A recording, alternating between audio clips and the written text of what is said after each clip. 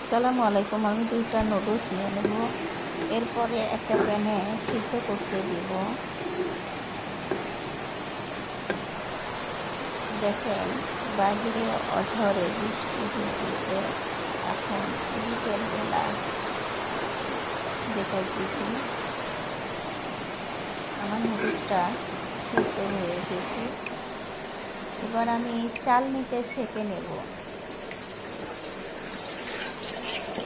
চাল নিতে সেঁকলে ভালো হয়, কারণ ওই নুডলসটা বাইরে পড়ে না এবং চালনি গায়ে লেগে থাকবে না, সুবিধা হয়, আপনারাও ব্যবহার করতে পারবেন।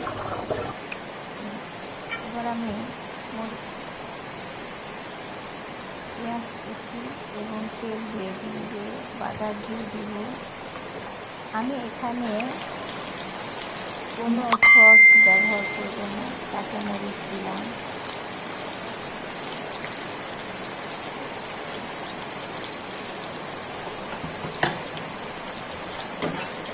নেড়ে নিব।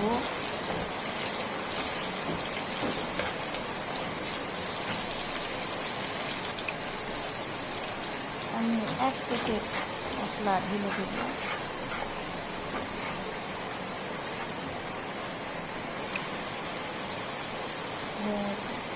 আবারও আর 1 প্যাকেট নুডলসের সঙ্গে দিয়ে দিব।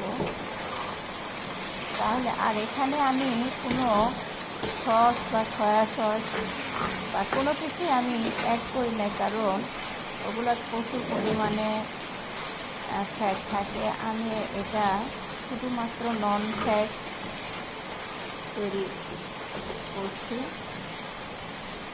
এই নুডলসটা খেলে কোনো ফ্যাট নেই বা শরীরের পক্ষে কোনো ক্ষতিকারক নেই। আমার নুডলসটা তৈরি